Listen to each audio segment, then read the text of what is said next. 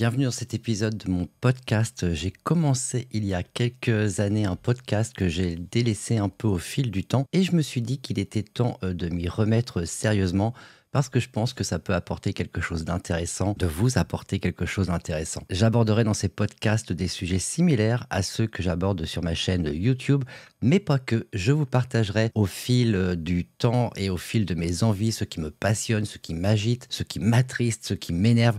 Enfin, on verra bien avec le temps qui passe. Mon but est ici de vous proposer quelque chose de différent et pour ce nouvel épisode, je vais vous parler du Nouvel An chinois, du Nouvel An lunaire. Alors, il faut savoir que j'ai été interviewé il y a quelques semaines maintenant par une journaliste de Chéri FM, Joséphine, pour une diffusion lors du journal du matin le 10 février qui est passé il y a quelques jours à présent. On va dans un premier temps écouter les 2 courts extraits qui ont été diffusés le matin du 10 février et puis ensuite je vous passerai l'interview au complet parce que celle-ci faisait quasiment une quinzaine de minutes et j'ai dit des choses qui pourraient éventuellement vous intéresser. Mais donc pour commencer, je vous propose de directement écouter les 2 premiers extraits et puis je vous retrouve juste après. Et puis aujourd'hui nous sommes le 10 février, date qui en 2024 marque le début du Nouvel An chinois. Oui, un événement célébré aux 4 coins du monde, mais que fête-t-on exactement? Écoutez la réponse de Johan Bauer, consultant en astrologie chinoise. Le Nouvel An chinois, c'est le moment qui marque en fait le début du printemps pour les Chinois. Et donc ce Nouvel An chinois, comme il est lié au calendrier lunaire, il va changer de date chaque année. Mais grosso modo, ça tombe toujours entre le 21 janvier et le 19 février de chaque année. Donc après, il y a des festivités qui durent sur une quinzaine de jours. Ça commence avec ce qu'on appelle justement la fête du printemps et ça s'achève avec la fête des lanternes à la fin au bout de 15 jours. Des propos recueillis par Joséphine Fontenot. Et après l'année du lapin d'eau en 2023, c'est le dragon de bois qui est à l'honneur pour 2024. Et bonne année à tout le monde. Je te laisse le dire en chinois. Allez, c'est parti. Xin Nian Koil. Voilà, on n'a pas reçu de mail pour se plaindre pour le moment, donc ça doit être ça. Ouf. Donc voilà, ça c'était le premier extrait. Alors je vais revenir sur certaines notions que j'ai abordées dans ce court extrait. Je vous propose dès maintenant d'écouter le deuxième extrait et ensuite on va aller un peu plus dans le détail de tout ce qui a été dit durant cette interview. On va directement passer à présent au second extrait, donc le deuxième extrait qui est passé lors de cette matinale du 10 février. Et puis enfin, Candice, c'est un événement fêté par les communautés asiatiques aux 4 coins du monde, puisqu'aujourd'hui marque le début du Nouvel An chinois. Oui, lapin, tigre, rat, chaque année est placé sous un signe bien particulier. On écoute les explications de Johan Bauer, consultant en astrologie chinoise. Chaque année, on va avoir un animal différent et on va avoir un élément différent. On a 5 éléments qui sont utilisés en astrologie chinoise. Et donc, pour l'année 2024, on a affaire au dragon de bois. On l'associe souvent à de la puissance, on l'associe au fait d'être plein d'assurance. Il y a de la prudence également dans le dragon de bois. Il y a un côté assez heureux, assez humanitaire également. Il y a beaucoup d'éthique et très souvent, le dragon de bois est très axé sur le succès. Propos recueillis par Joséphine Fontenot. Donc, bonne année à tous les Chinois. Oui, d'ailleurs, on a une connaissance qui parle couramment chinois qui nous a appris à le dire. Alors, vas-y, Candice, je te laisse le prononcer. Bon, alors, je m'excuse d'ores et déjà pour l'accent. Xin Nian Koil. C'est pas trop mal, hein. Je pense que c'est ça, Xin Nian Koil. Je suis pas sûr qu'on soit invité d'ici là à Pékin, mais enfin bon. Merci Candice, à tout à l'heure. À tout à l'heure. Et puis bonne année bien sûr à tous les Chinois qui nous écoutent ce matin. Donc là, vous avez eu le droit à ces 2 courts extraits et comme je le disais, l'interview a pourtant duré une quinzaine de minutes et donc je vous propose en fait tranquillement de parler justement du contenu de cette interview. Donc je vous propose à présent d'écouter quelques passages de l'interview et nous allons voir ensuite ensemble les choses que j'ai pu expliquer, les questions qui m'ont été posées et puis justement essayer d'approfondir un peu par rapport à ces 2 courts extraits parce que comme je le disais, l'interview a duré bien plus longtemps. Donc je vous propose dès maintenant de commencer avec le premier extrait. Alors j'espère que tout va bien fonctionner hein, pour cette première, pour ce podcast, il y a pas mal d'audio cette fois-ci. Donc on verra bien, écoutez, de toute façon, je peux encore faire des montages et puis enlever certaines parties qui n'auront pas été éventuellement tip-top. Donc on écoute le tout début de cette interview. Alors oui, donc moi je vous appelle à propos du Nouvel An chinois, donc qui va débuter qui aura lieu le 10 février prochain. Avant toute chose, est-ce que vous pouvez m'expliquer un peu qu'est-ce que le Nouvel An chinois ? Alors, le Nouvel An chinois, en fait, il est basé sur le calendrier lunaire. Il faut savoir que les Chinois utilisent un calendrier lunisolaire. Et donc, le Nouvel An chinois, c'est le moment qui marque, en fait, le début du printemps pour les Chinois. Et donc, ce Nouvel An chinois, comme il est lié au calendrier lunaire, il va changer de date chaque année. Mais grosso modo, ça tombe toujours entre le 21 janvier et le 19 février de chaque année. Et ça tombe... Et alors, Oui. Vas-y. Et ça tombe en fait toujours lors de la... Pardon, excusez-moi. Non, allez-y, je vous laisse. Allez-y. Et en fait, ça tombe toujours lors de la deuxième nouvelle lune qui se déroule après le solstice d'hiver. Donc c'est toujours sur la deuxième nouvelle lune que le nouvel an chinois a lieu en fait. Donc là, il y a déjà pas mal d'informations relativement importantes. Il faut savoir que ce nouvel an chinois, comme on l'appelle, ou plutôt j'ai envie de dire ce nouvel an lunaire, il est effectivement lié au calendrier lunaire qu'utilisent les Chinois. En fait, les Chinois utilisent deux types de calendriers différents, je vais le dire comme ça. On a d'un côté un calendrier lunaire et d'un autre côté un calendrier solaire. D'où le nom du calendrier solilunaire ou lunisolaire, peu importe comment on l'appelle. Toujours est-il que le calendrier solaire, lui, va être utilisé en métaphysique chinoise, donc il va être utilisé dans les disciplines qui nous intéressent en général sur cette chaîne, donc à savoir en feng shui, en astrologie chinoise. Donc l'année du dragon de bois, cette année, a bien commencé pour nous d'un point de vue astrologique le 4 février. Par contre, le nouvel an lunaire, le nouvel an chinois a eu lieu, lui, le 10 février parce qu'il est basé sur le calendrier lunaire, alors que l'année astrologique est, elle, basée sur le calendrier solaire. Toujours est-il que dans les deux cas, on parle bien du début du printemps. Donc ce fameux nouvel an, qu'il soit solaire ou lunaire, correspond de toute façon au début du printemps, qu'on appelle également, d'un point de vue astrologique, en tous les cas dans les Jitché, ce sont des termes solaires qui rythment l'année. On appelle cela le Lishun, le début du printemps. Donc ça, c'est pour la première explication par rapport à ces deux types de calendriers qui sont utilisés en Chine et qui vont donc avoir une importance différente en fonction de ce qu'on souhaite faire ou savoir. Le calendrier lunaire est, lui, principalement utilisé en fait pour les festivités. Donc ça, c'est vraiment le calendrier qui va être utilisé tout au long de l'année pour les festivités traditionnelles qui se déroulent en Chine habituellement. On continue à présent avec l'interview. Et alors, quelle est un peu la symbolique, la signification ? Alors l'idée, c'est vraiment d'annoncer le début du printemps. Donc après, il y a des festivités qui durent sur une quinzaine de jours. Ça commence avec ce qu'on appelle justement la fête du printemps et ça s'achève avec la fête des lanternes à la fin au bout de 15 jours. Et c'est là où vraiment les Chinois vont prendre le temps déjà de retrouver leur famille, leurs amis, etc., leurs proches pour pouvoir célébrer justement cette fête du printemps. Il faut savoir que dans la Chine ancienne, on avait surtout affaire à une société agricole et donc le calendrier lunaire était intéressant à utiliser pour eux, pour justement savoir à quel moment ils devaient faire tel ou tel type d'activité. Et donc avec le début du printemps, ça annonce de nouvelles activités agricoles. Parce que par exemple, par rapport à nous, le Nouvel An, là, ça n'a vraiment pas du tout la même symbolique. Donc là, c'était également un point intéressant, je trouve. Il faut savoir en fait que ce fameux calendrier chinois, on l'appelle aussi le calendrier des Xia, on l'appelle aussi le calendrier agricole. Donc c'est vraiment en fait un calendrier, en tous les cas, le calendrier solaire, là, en l'occurrence, permettait de voir à quel moment les activités agricoles devaient se dérouler durant l'année. Dans ces fameux Jitché dont j'ai parlé juste avant, ces fameux 24 termes solaires, on a des noms assez intéressants, le réveil des insectes, le début du printemps, on a le grain en épi, enfin voilà ce genre de noms. Donc ça montre bien en fait à quel moment les choses se déroulent durant l'année sur une observation de la nature dans un premier temps. Donc ça c'est quand même très intéressant à noter, je trouve. Non, c'est un peu différent effectivement, là, mais c'est vraiment très ancré dans la tradition et la culture chinoise. Et comme je le disais, le calendrier chinois est très important. Au départ, on l'appelait d'ailleurs le calendrier agricole, hein, tout simplement. Donc c'est vraiment lié en fait à l'observation de la nature et au fil des saisons qui passent. Et donc ça rythme réellement les saisons au fil de l'année. Et alors chaque année est associée à un animal ? Chaque fois ça change, c'est ça ? Exactement. Donc chaque année, on va avoir un animal différent et on va avoir un élément également différent. On a 5 éléments qui sont utilisés en astrologie chinoise et dans le calendrier chinois également. Donc il faut savoir que pour l'année 2024, on a affaire au dragon de bois. On a en fait 5 dragons. On va avoir le dragon de bois. On a également le dragon de feu, le dragon de terre, le dragon de métal, le dragon d'eau. Et pour 2024, on a en fait le dragon de bois. Et ces dragons, ou ce dragon en particulier, de bois, il revient tous les 60 ans en fait. Donc ça c'est également un point très important à noter. Alors pourquoi ce fameux dragon de bois revient tous les 60 ans ?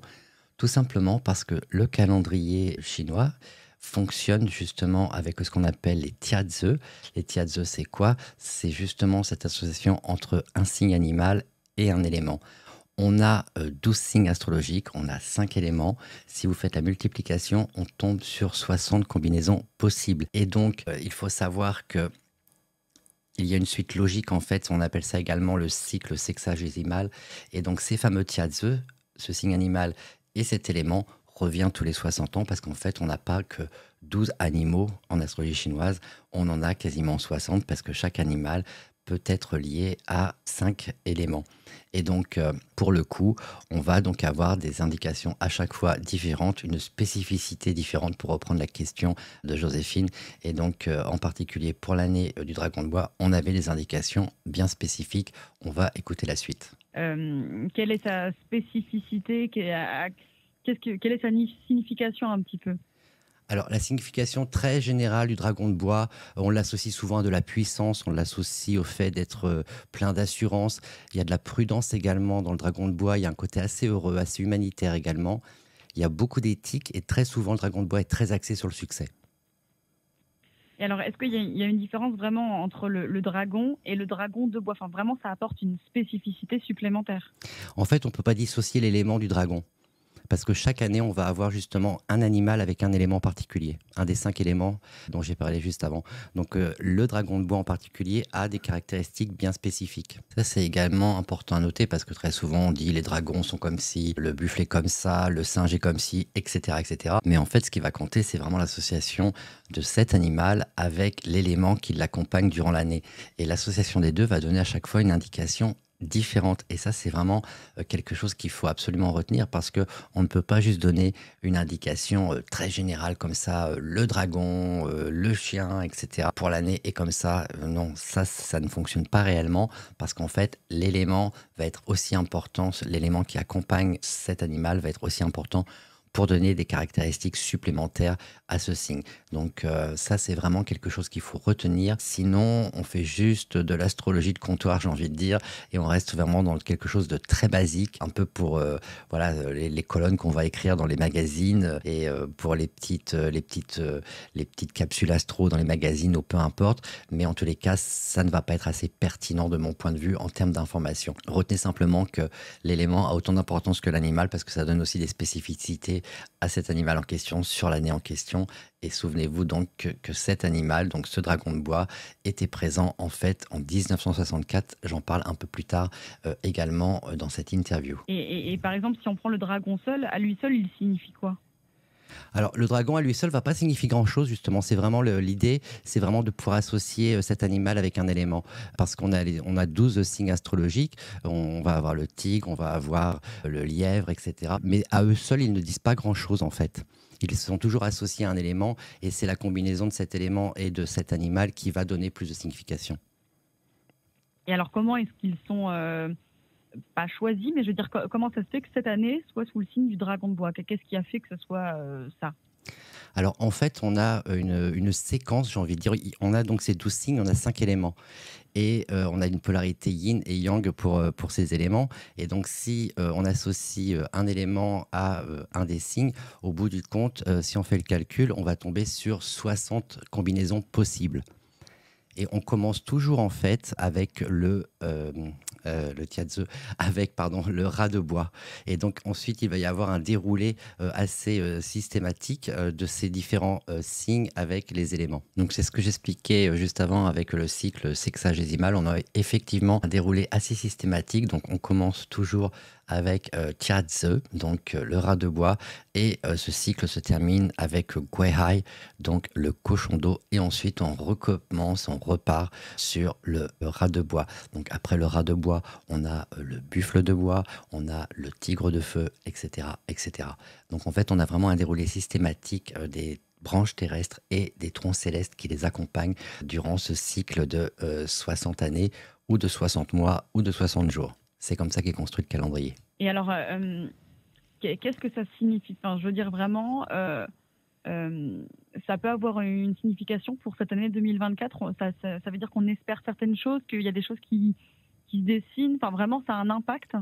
Alors ça va avoir un impact, effectivement. Et très souvent, ce qu'on peut faire, c'est regarder ce qui s'est passé simplement 60 années en avant. Donc en l'occurrence, qu'est-ce qui s'est passé en 1964 pour savoir un peu ce qu'une année Dragon de Bois peut apporter. Alors ça donne quelques indications, mais ce n'est pas suffisant pour réellement avoir une idée complète de ce que l'année peut apporter. Parce que quand on regarde un peu le thème d'une année, on n'a pas uniquement le dragon, mais on a 3 autres animaux qui interviennent également, parce qu'on peut déterminer exactement à quel moment, à quelle heure l'année commence, et on peut dans ce cas-là établir un thème astrologique pour l'année à venir, là en l'occurrence l'année du dragon de bois. Et donc on peut ensuite affiner un peu les prévisions, mais globalement on peut s'attendre à une année avec pas mal de revers, pas mal de challenges à tous les niveaux. Je pense qu'il y aura pas mal de problèmes. Donc effectivement, comme je le disais, on peut déjà dans un premier temps regarder 60 ans en arrière, pas en avant, mais en arrière, donc de ce qui s'est réellement déroulé donc en 1964. Je donne quelques exemples dans l'interview par la suite. Et donc, on peut déjà faire ce travail-là, de regarder un peu comment était cette année du Dragon de Bois il y a 60 ans, pour voir un peu quel type d'énergie prédominait durant l'année en question. Mais comme je l'explique ici, en fait, ce qui est intéressant à faire, c'est de regarder à quel moment commence donc cette année de Dragon de Bois. Comme je l'ai expliqué, en 2024, l'année commençait le 4 février et elle commençait de souvenir à 16h29, donc dans la tranche de 15h à 17h en heure chinoise. Et donc là, avec ces informations-là, on peut établir le thème de l'année. Et on a effectivement 4 animaux différents. On a le dragon dans l'année, mais on a également un animal dans le mois, un animal dans le jour, un animal dans l'heure, ainsi que les éléments qui les accompagnent. Et donc là, ça va nous donner des informations supplémentaires pour pouvoir savoir de quoi l'année va être faite. Et cela, dans ce cas-là, ça donne des informations beaucoup plus pertinentes en termes de prévision. De politique étrangère également. Donc les gouvernements risquent d'avoir comme ça un peu de soucis ou de changer de politique étrangère, de s'allier à d'autres nations et de changer un peu leur direction, j'ai envie de dire. Il peut y avoir aussi beaucoup de tensions dans les entreprises pour 2024. Donc voilà, ça peut apporter pas mal d'indications comme ça. En tous les cas, je pense que ça va être une année un petit peu mouvementée. Ok, ce serait ça pour résumer, une année mouvementée un peu à tous les niveaux? Oui, globalement à tous les niveaux, mais de toute façon, je pense qu'on le sent déjà pas mal. En général, les énergies de l'année commencent à se mettre en place bien avant le début officiel de l'année en question. Il faut savoir qu'en fait, le Nouvel An chinois a certes lieu le 10 février cette année, mais en astrologie chinoise, le début de l'année, réellement, l'année du Dragon de Bois commence en fait le 4 février. D'accord, ok. Et ça s'explique, comment ça se fait? Alors ça s'explique par le fait que justement on utilise un calendrier lunisolaire et la date du 10 février c'est lié au calendrier lunaire, et le fait que l'année du Dragon de Bois commence réellement le 4 février c'est lié au calendrier solaire. Et l'année du calendrier et l'année dernière, solaire... elle était placée sur... Pardon, excusez-moi, allez-y. Donc là c'est ce que j'ai expliqué juste avant, donc on ne va pas réécouter cette partie-là. Et donc vous voyez un peu comment les choses fonctionnent et comment on peut donc établir le thème de l'année et en tirer des informations. Et là, je vous ai donné, pour celles et ceux qui n'ont pas suivi ma conférence annuelle Feng Shui Astrologie 2024, j'ai donné là quelques informations que j'ai également partagées durant cette conférence. D'ailleurs, vous pouvez encore accéder à cette conférence en VOD. Si vous le souhaitez, vous allez directement sur ma plateforme de formation et là, vous pourrez avoir accès à cette conférence en VOD. Et l'année du calendrier solaire... Et l'année dernière, elle était placée sur... Pardon, excusez-moi, allez-y. Et en fait, le calendrier solaire, l'année commence toujours aux alentours du 3, 4 ou 5 février. D'accord. Et pour en revenir vraiment à l'animal, un petit peu, on appelle ça quoi? Un animal totem? Comment est-ce qu'on pourrait On dit juste que l'année 2024 est sous le signe du dragon de bois, c'est comme ça qu'on... Oui, c'est ça, c'est comme ça qu'on le dit, oui, tout à fait. Donc, c'est pas un animal totem, hein, c'est juste qu'en fait, on va avoir ces animaux qui vont rythmer les années qui passent. Et donc, en fait, on a des cycles de 60 années. Et l'année dernière, c'était placé sous quel animal? On était sous le lièvre d'eau. Et est-ce que, on va dire qu'il y a un animal qui est un petit peu plus... qui présage un peu de meilleures choses que d'autres. Enfin, est-ce qu'il y en a un où on se dit ah vraiment ça va être une bonne année, et d'autres on se dit ah c'est une année plus compliquée? Est-ce qu'il y en a qui se détachent un petit peu?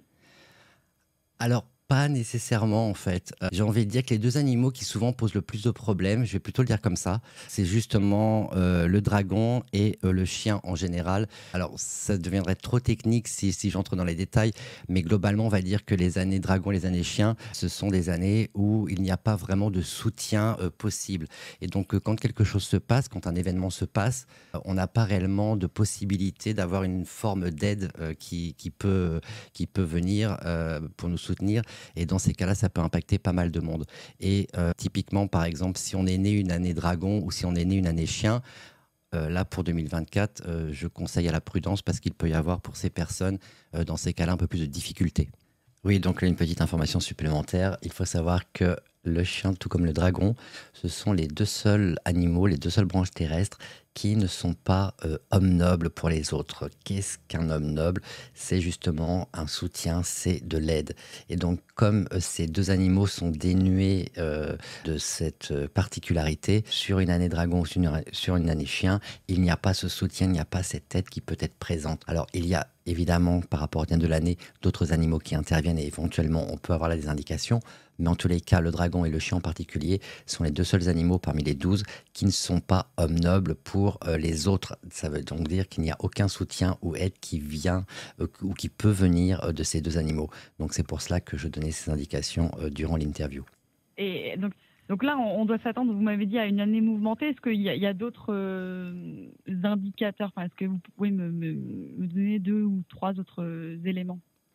Alors oui, je peux parler par exemple du fait que en termes économiques, on peut avoir une légère amélioration pour 2024, mais en tous les cas, on va plutôt avoir le sentiment d'une stagnation d'un point de vue économique. Et quand je dis d'un point de vue économique, c'est vraiment macroéconomique, hein, c'est vraiment de façon très très générale. Comme je le disais, beaucoup de tensions entre entreprises. Alors ça peut être entre par exemple les clients et des entreprises particulières, mais ça peut être au sein des entreprises entre les employés et leurs patrons. Donc on pourrait avoir là pas mal de soucis arriver. Je pense que le prix de tout ce qui est alimentation, pétrole, ce genre de choses va continuer à augmenter. Je ne pense pas qu'on ait de bons indicateurs à ce niveau-là, en tous les cas pour 2024, d'un point de vue astrologie chinoise. On peut s'attendre également à des désastres naturels un peu plus fréquents. Alors évidemment, toutes ces informations, je les partage également durant ma conférence annuelle Feng Shui et Astrologie 2024. Cela dit, j'explique durant cette conférence d'où viennent les informations et comment on arrive à décrypter le thème pour obtenir ces informations. Donc si c'est quelque chose qui peut vous intéresser, je vous invite simplement à faire l'acquisition de cette conférence en vidéo à la demande. Là, je rentre beaucoup plus dans le détail. J'ai juste en fait effleuré le sujet durant cette interview, mais durant cette conférence, je donne beaucoup plus de détails et j'explique pourquoi je donne ces informations. Déjà commencé, hein, je le disais, mais des désastres de type tremblement de terre, glissement de terrain, incendie, ce genre de choses, ça peut être à nouveau très fréquent pour l'année 2024, voire même un tsunami ou ce genre de choses. Est-ce qu'il y a des choses un petit peu positives quand même qu'on peut espérer? Alors, je pense que ça va être une année sincèrement compliquée. Donc il y a très peu de positifs vraiment à retirer de cette année. Moi, le conseil que je donne aux gens qui me posent la question en général, c'est ne soyez surtout pas aventuriers en 2024. Donc ne prévoyez pas par exemple une randonnée sur un volcan, ce serait une mauvaise chose à faire. Je parlais d'incendie juste avant, donc on peut avoir ce type de difficulté également. Et donc je pense qu'il faut plutôt être très prudent sur l'année 2024. Oui, ça c'est un conseil que je peux donner à toutes et tous. Si vous écoutez ce podcast ou si vous regardez ce podcast, c'est vigilance et prudence durant l'année 2024. Ne soyez pas aventurière ou aventurier, ça c'est super important. Sinon vous risquez de rencontrer quelques soucis très probablement. Et comme je le disais, il n'y aura pas forcément du soutien ou de l'aide pour vous sortir de situations un peu compliquées ou difficiles. Donc soyez particulièrement vigilante et prudent. Bon, ça donne le ton. Juste pour en revenir. Oui, je suis désolé, je suis un peu porteur de mauvaises nouvelles. Oui, là, c'est en un peu de mauvaises l'occurrence. nouvelles, là, je vous avoue. Oui, c'est vrai que pour une matinée et puis pour commencer la journée, c'est peut-être pas la meilleure chose à entendre. J'en ai bien conscience, mais en même temps, je préfère être clair. Alors, évidemment, individuellement, on aura tous des meilleurs moments sur l'année, des moments un peu plus compliqués. Hein. Ça, je pense que tout le monde en a conscience.